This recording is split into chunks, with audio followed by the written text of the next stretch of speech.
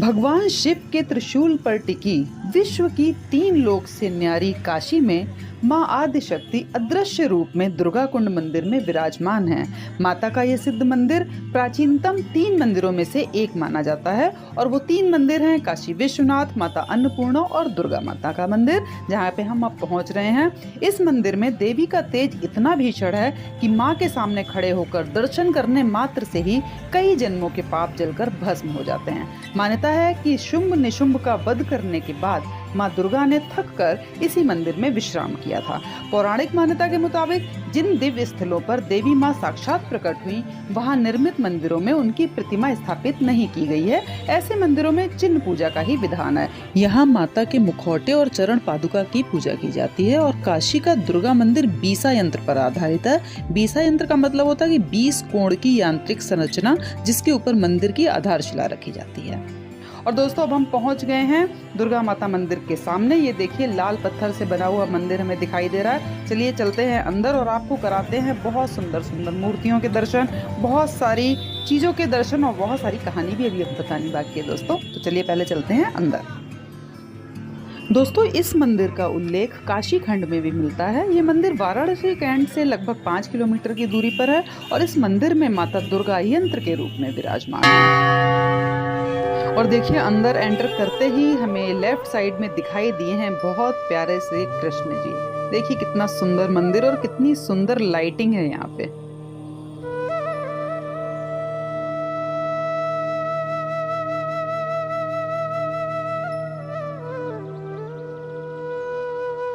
और इसी प्रांगण में ही जो दूसरा मंदिर दिखाई दिया वो है ये शिव जी का। देखिए शिवलिंग कितने सुंदर सुंदर गुलाब के फूलों से भरे हुए और बहुत ही सुंदर मंदिर है। और इस मंदिर के ऊपर जो नाम लिखा है वो लिखा है जलेश्वर महादेव, शिव जी का नाम। और दोस्तों, अब चलिए चलते हैं जरा अंदर माता रानी के मंदिर की तरफ।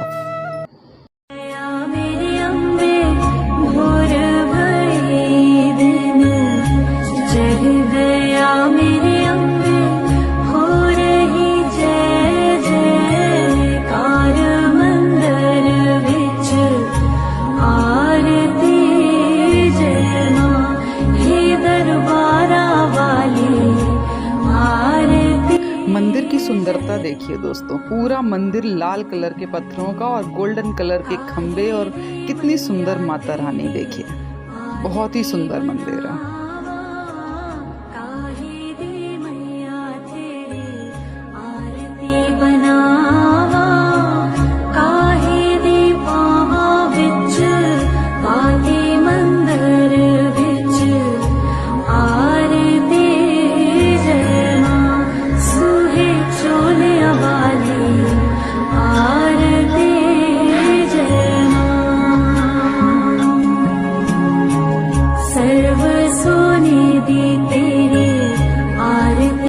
दोस्तों, सामने ये देखिए आपको एक हवन कुंड जो दिखाई दे रहा है। इस हवन कुंड के लिए कहते हैं कि यहाँ पे हर रोज हवन किया जाता है और कुछ लोग यहाँ पर तंत्र पूजा भी करते हैं, ऐसा यहाँ पे कहा जाता है। तो चलिए आगे चलते हैं और देखते हैं मंदिर की सुंदरता। कितना अच्छा लग रहा है यहाँ पे आके, बहुत ही अच्छा लग रहा है। ये देखिए, ये हवन कुंड है।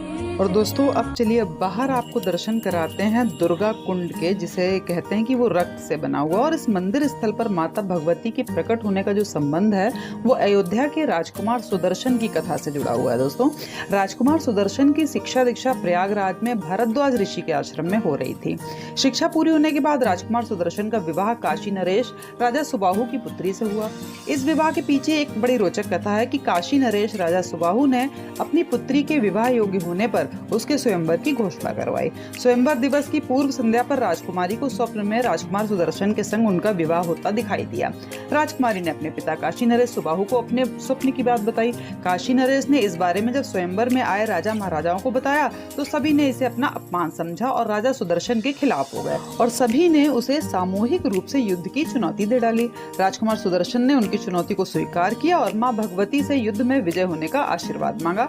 राजकुमार सुदर्शन ने जिस स्थल पर आदि शक्ति की आराधना की, वहां देवी मां प्रकट हुई और सुदर्शन को विजय का वरदान देकर स्वयं उसकी प्राण रक्षा की। कहा जाता है कि जब राजा महाराजाओं ने सुदर्शन को युद्ध के लिए ललकारा तो मां आदि शक्ति ने युद्ध भूमि में प्रकट होकर सभी विरोधियों का वध कर डाला और इस युद्ध में इतना रक्तपात हुआ कि वहां रक्त का कुंड बन गया, जो वर्तमान में दुर्गा कुंड के नाम से प्रसिद्ध हुआ है। सुदर्शन की रक्षा तथा युद्ध समाप्ति के बाद देवी मां ने काशी नरेश को दर्शन देकर उनकी पुत्री का विवाह राजकुमार सुदर्शन से करने का निर्देश दिया और कहा कि किसी भी युग में इस स्थल पर जो भी मनुष्य सच्चे मन से मेरी आराधना करेगा, मैं उसे साक्षात दर्शन देकर उसकी सभी मनोकामनाएं पूरी करूंगी।